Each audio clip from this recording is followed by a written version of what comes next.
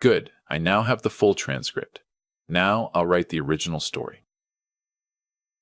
The morning my daughter-in-law handed me a cup of coffee with a smile I didn't trust, I already knew. I just couldn't prove it yet. That was February, 8 months before I found myself sitting in a courtroom watching my son's face collapse, like a building coming down floor by floor. 8 months before I heard the word guilty spoken 4 times in a row, each one landing with the quiet finality of a door shutting forever. But I'm getting ahead of myself. Let me start where it actually started. Or maybe where it actually ended, which is sometimes the same place. My name is Walter. No, wait, that's in the file. Call me what everyone in Millbrook, Tennessee called me for 32 years, Judge Harmon. Retired now, 68 years old as of last October.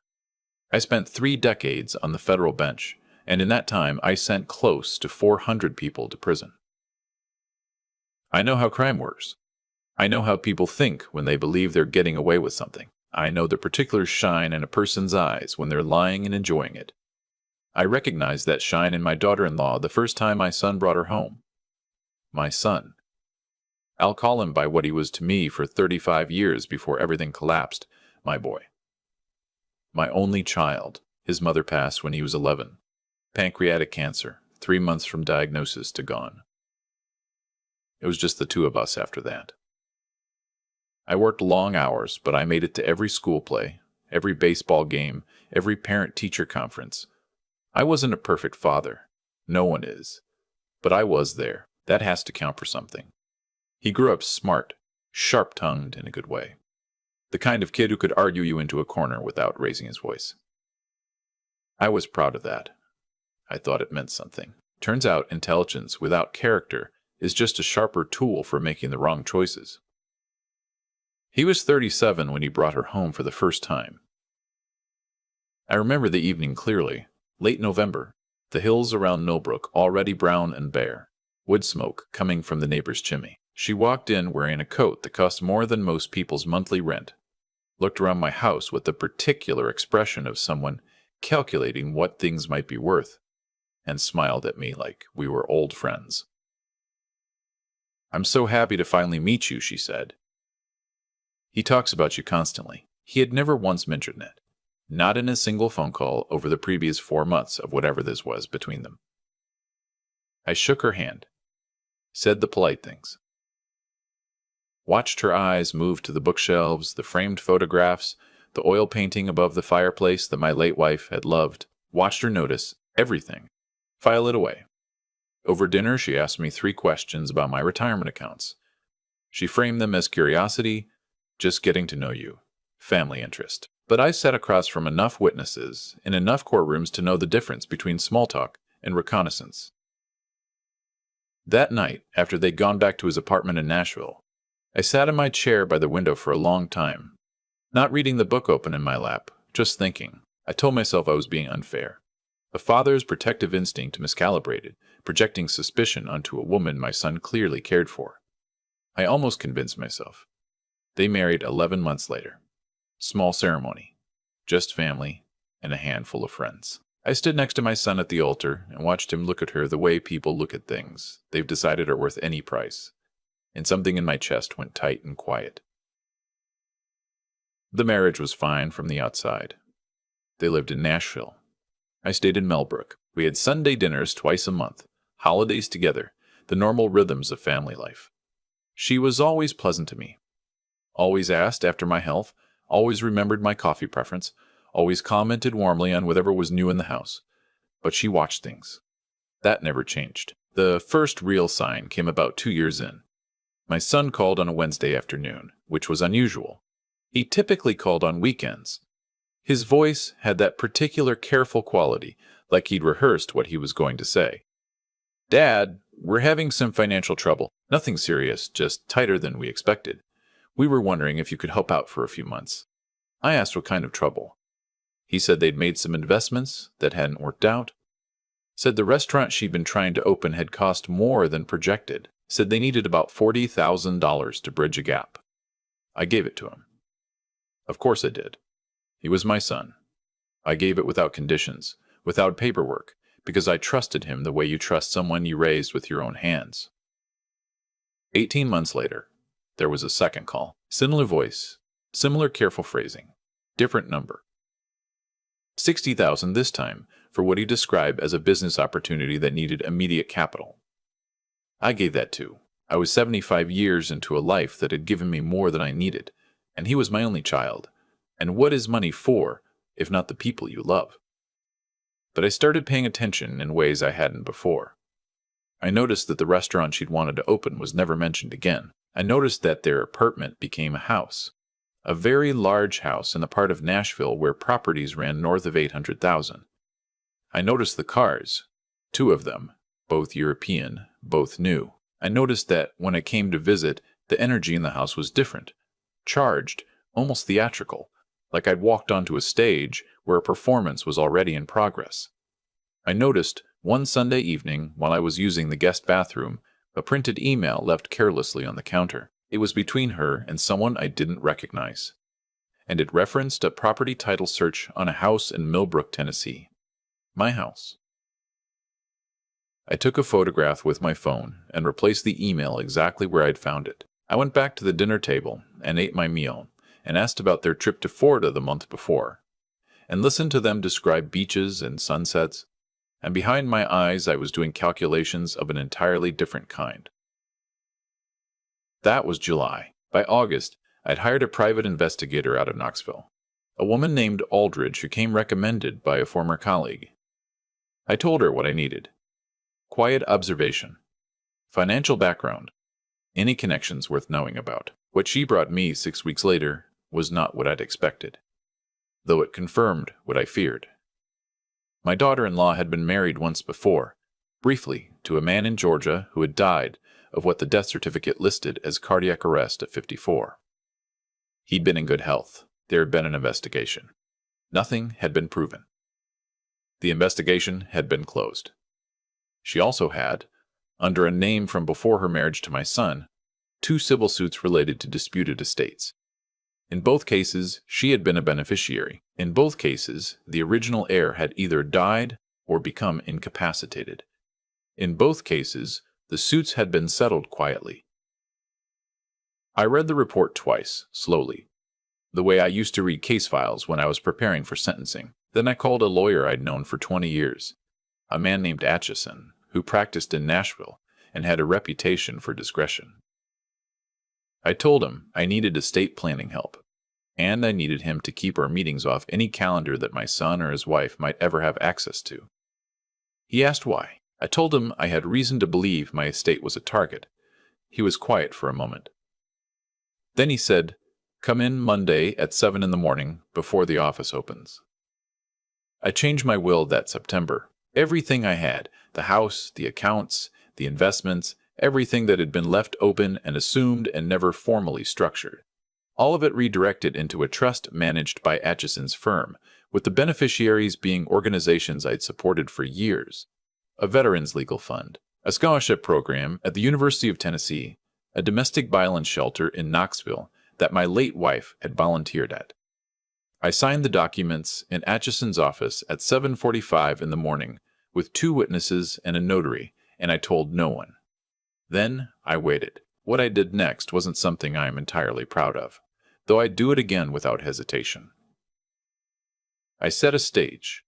I called my son the following week and told him I'd been thinking about the future. Told him I was getting older, that the house felt big and lonely, that I'd been reconsidering my estate plans. I told him, very casually, as if thinking out loud, that I was considering simplifying everything, selling the house, maybe moving to a smaller place, leaving the bulk of it to him. He was very calm on the phone, almost too calm, the way people are when they're trying not to let relief show in their voice. 2 weeks later, he called to suggest a visit. Said he and his wife wanted to spend some time. Help me around the house, be there in case I needed anything. I said, of course, come for as long as you want. They arrived on a Friday in October with 4 large suitcases. I'd spent the previous week installing cameras. Not hidden, exactly. They were visible if you knew where to look, and I didn't particularly hide that they were there. What I hid was the fact that they recorded audio as well as video, and that the recordings went directly to a secure cloud account that neither of them had access to. I'd also placed 2 small audio recorders in rooms the cameras didn't cover, and I told my neighbor, a retired schoolteacher named Doris Whitmore, who'd lived 3 houses down for 20 years, exactly what I was doing and why. She had a copy of my house key and instructions to check on me every 48 hours. The first 2 weeks were almost pleasant. She cooked. My son helped with things around the yard. We watched football on Sundays, the 3 of us on the couch, and for moments I let myself wonder if I was wrong about all of it. If maybe a father's suspicion had built a conspiracy out of ordinary human greed and bad luck. Then came the evening. I came home early from a walk and heard them in the kitchen. I stood in the hallway and listened for 90 seconds, maybe 2 minutes. Long enough. Her voice was low and precise, in a way it never was when she thought I could hear. His income is the house, and whatever's left in his accounts, she was saying. His actual liquidity is probably 4, maybe 4.5 million if you include the property. But the will is the problem. We need to know exactly what's in it before we can plan anything. He needs to sign something new. My son said something I couldn't fully make out. She responded, "It's not like he has anyone else to leave it to. We just need him to trust us enough." I walked quietly back down the hall, out the front door, sat on the porch for 20 minutes in the November cold, then came back in and called out that I was home. From that evening forward, I gave them exactly what they needed to move forward with whatever they were planning. I became vague about the will. I hinted it was outdated, disorganized. I let myself seem older than I was, a little more forgetful, a little more unsteady, a little more reliant on their help. I let her take over managing my calendar, answering some of my mail, making certain calls she offered to handle. And all of it went on to the recording. The thing about people who plan crimes is that they talk to each other. They work out logistics. They reassure each other. They argue about timing and risk. They use the kitchen and the living room and the bedroom to plan because they forget, or they never believed, that walls can hear. I have a recording from the 3rd week of November. She says, "We need to do it before Christmas." His attorney is in Nashville. If we move it far enough out into the county, in those conditions, they won't find him until the ground thaws. My son, quieter. And Doris? She doesn't matter. She's just a natter. She'll assume he left for the holidays. I had that recording flagged and sent to Atchison within an hour. He called me that night, his voice tight, and said he was bringing in a criminal attorney named Price, whom he trusted absolutely. He said we needed to move carefully and quickly. He said I should not be alone in that house. I told him I wasn't leaving. I needed them to act. If they didn't act, we had no case. He told me that was the most dangerous thing he'd ever heard a client say. I told him I'd spent 32 years on the federal bench, and I understood risk. He was quiet for a very long time. Then he said, 48-hour check-ins. Every 2 days, you call me directly. Miss one call and I'm sending law enforcement. I agreed. The check-ins began. Doris Whitmore was also checking in on her own schedule, which she'd increased without my asking because she'd noticed things herself. Small things. The way my daughter-in-law dismissed her when she came by. The way my son had stopped waving from the driveway. December came in hard and gray. The hills around Millbrook went brown and then white, and the temperature dropped in a way that had been forecast for weeks. A major weather system, the news said. Possibly the worst cold snap in a decade. The night it happened was December 14th. I should have been more afraid. Looking back, I understand now that I was relying too heavily on the idea that I was in control, that the plan was solid, that nothing could go wrong because I'd thought through every angle. That is, for the record, a dangerous kind of arrogance. And it is one I recognize because I have seen it in criminals I've sentenced. Men and women who thought they'd accounted for everything and had not accounted for themselves. She put something in my evening tea. I tasted it, a slight bitterness that wasn't right. And I had a decision to make in about 15 seconds, which is not very long. I made the calculation that if I refused to drink it, they'd know something was wrong, and the plan would change in ways I couldn't predict. So I drank enough to make it convincing. Not all of it. Enough. What followed is partially hazy and partially very clear, the way your mind holds on to some things and releases others when you're afraid. My son carried me to the car. She drove. The roads outside of town had not been treated, and the temperature on the car's dashboard read 9 degrees. They drove for 40 minutes on roads I knew but couldn't speak clearly enough to track. Then they stopped. My son got out of the car and got back into the driver's seat, and my daughter-in-law walked back to the road they'd turned off of, and I heard a car door, a second vehicle that had been following us, an engine starting, and she was gone. My son drove another 3 miles and stopped at the edge of what I knew was Callaway Creek Road, a county road that goes nowhere in particular and in December is completely empty. He got out of the car. He came to my door. He opened it. I looked at him. My son, the 11-year-old boy I'd once sat beside in a hospital cafeteria while his mother was in her last surgery, and I thought, I gave you everything I had. How did we get here? He dragged me about 30 feet from the car, left me there, got back in, and drove away. Did not look back. The temperature was 9 degrees. I had a phone. This is the thing they had not found because I'd taped it inside the waistband of my thermal undershirt, which is not a dignified sentence but is a true one. I called Atchison's emergency number first, then 911, then I let myself stop being calm for a few minutes, because the cold was real and the dark was real. And being left to die by your own son is something your body has a response to, regardless of how much you've prepared for it intellectually. The sheriff's deputies found me 22 minutes later. Atchison had called ahead. Doris Whitmore, who'd been alerted by the check-in system, was already on the phone with authorities by the time I called 911. They took me to the hospital in Millbrook. Mild hypothermia, nothing permanent. The doctor told me another hour out there would have changed that prognosis considerably. My son was arrested at a gas station 11 miles away.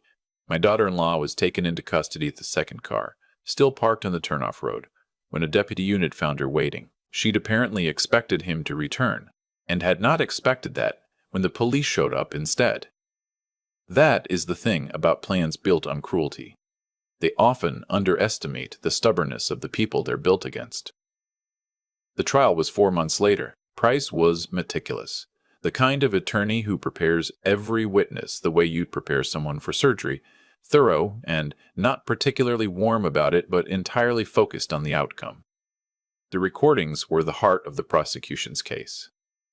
The audio from the kitchen, the audio from the bedroom the week before.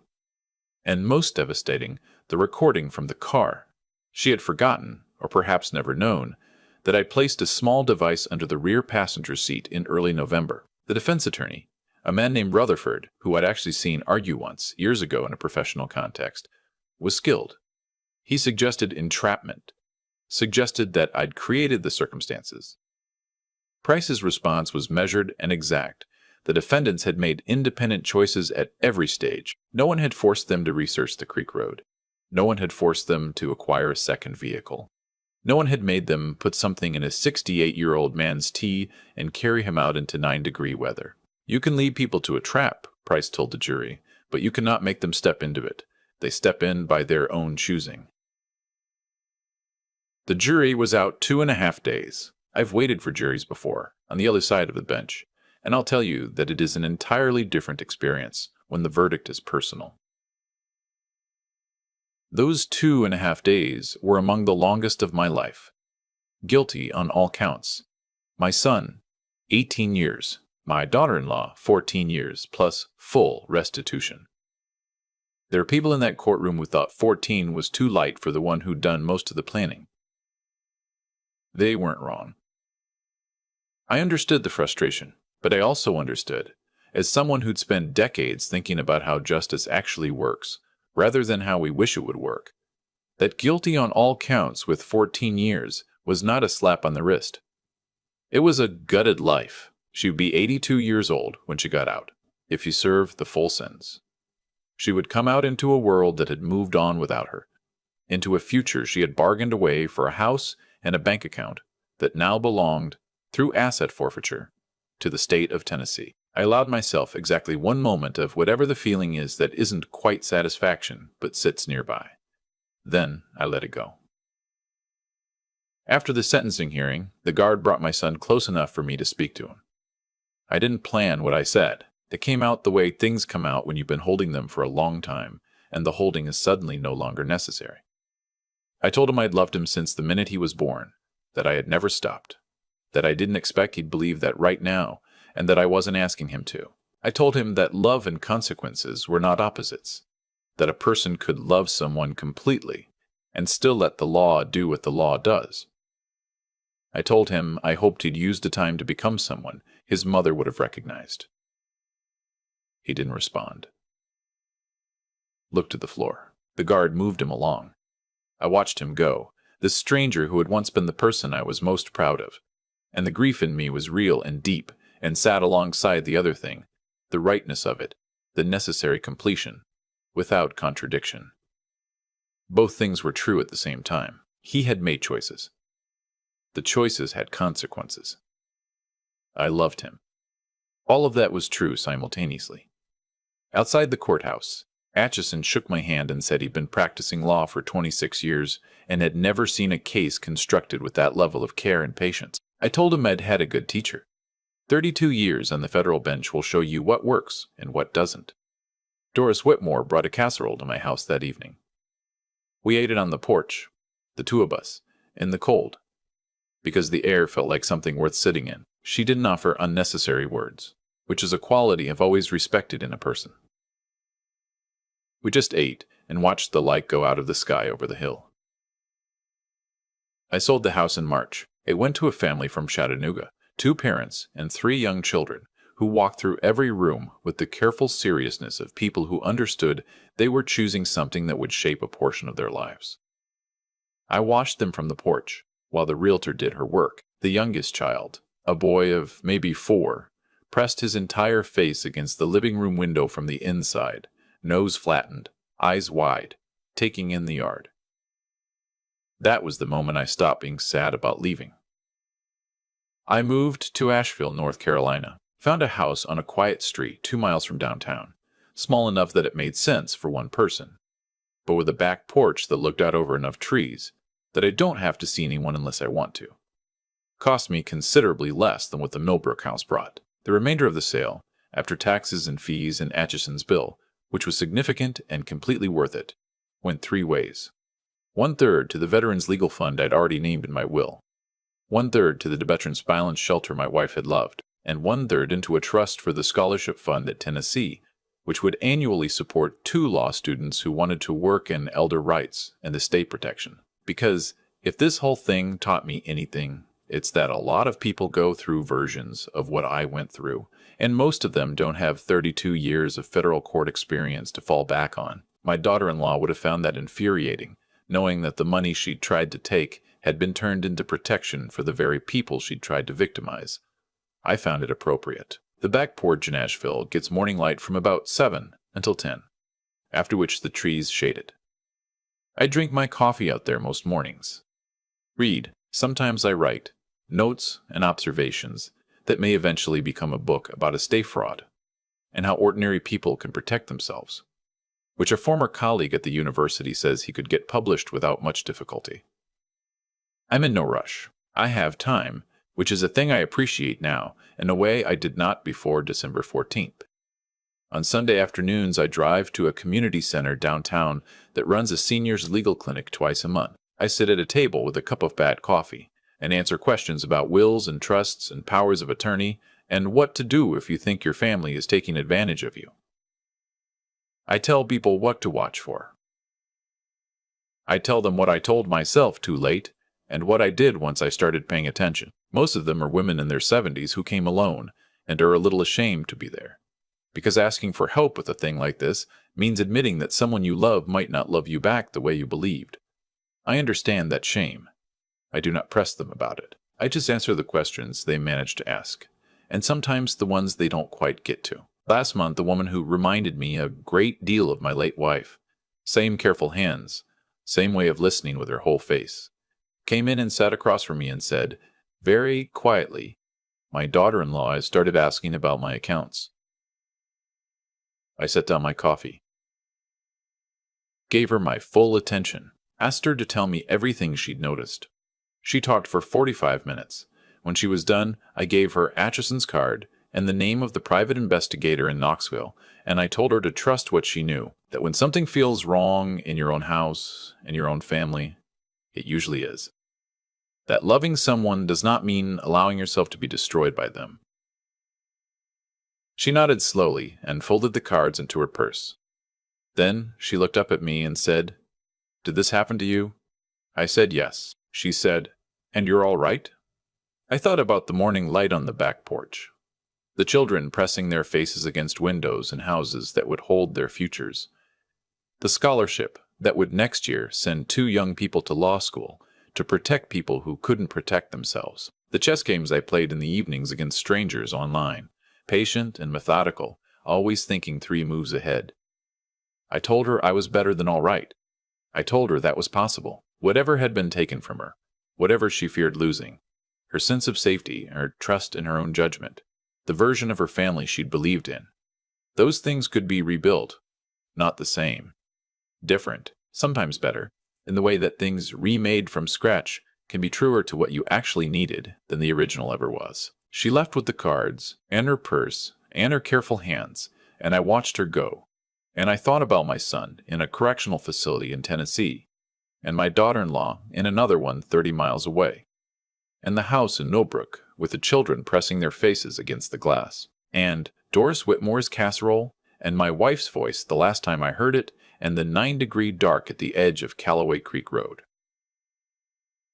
I thought about all of it without flinching, which is something I couldn't do for a long time. Then I picked up my coffee, which had gone cold, and I drank it anyway, and I stayed at my table until the clinic closed, because there was still work to do, and I was, after everything, still here to do it. People ask me sometimes, not directly, but in the way they phrase their questions at the clinic, circling around the real thing, whether I feel guilty, whether I think what I did was fair, whether a father who sets a trap for his own son is really so different from the son who walked into it. I've thought about that more than I expected to. Here's what I've come to. Not a formula, not a rule I read somewhere. Just what I've worked out by sitting with it long enough. Every choice a person makes sends something forward. My son made small choices first. He chose to stay quiet when his wife started asking about my accounts. He chose to take the money I gave and spend it on things that had nothing to do with the trouble he described. He chose, each time I gave him the benefit of the doubt, to spend that benefit rather than return it. None of those choices were dramatic. None of them felt, in the moment, like the kind of thing that ends a life, his or mine. But they were the foundation. And you cannot build something clean on a foundation you've been quietly rotting for years. That's not fate. That's not punishment handed down from somewhere above. That's just the plain arithmetic of how decisions accumulate. Atchison said something to me once, the morning after the sentencing, that I've turned over many times since. He said, the hardest thing about watching someone you love destroy themselves is understanding that your love was never the variable. It was never the thing that would change the outcome. The only variable was their character, and character is built long before crisis arrives. I think about that when I'm at the clinic on Sunday afternoons. I think about it when someone sits across from me with careful hands and a voice that's trying hard not to shake. What I try to give those people isn't comfort, exactly. Comfort can make you stay in a situation longer than you should. What I try to give them is clarity. The difference between loving someone and allowing yourself to be consumed by them. The difference between patience and passivity. The difference between a person who acts and a person who waits and hopes and calls that waiting love. My son had intelligence. He was genuinely smart, the kind of smart that should have protected him, that should have looked 3 steps ahead and seen exactly where the road ended. But intelligence, without the habit of honesty about yourself, about your own motivations, about what you're actually choosing and why, is just a faster engine with no steering. He moved quickly toward a very bad destination. What I keep coming back to is this: the life I have now in Asheville. The mornings on the porch, the clinic work, the slow patient writing. None of it was handed to me. I built it out of what was left after something terrible. And the building required exactly the things I'd been practicing for decades without knowing I was practicing them. Patience. Precision. The willingness to sit with uncertainty and not flinch. Those aren't gifts. They're habits. You build them or you don't. Quietly. Over years. They're choices that don't feel significant at the time. That's what I'd tell anyone who asks whether it was worth it. Not the trap. Not the trial. I mean all of it. Every hard year. Every loss that remade me into someone who could survive the next one. It's worth it to become the person who doesn't break. That's the only inheritance that actually lasts.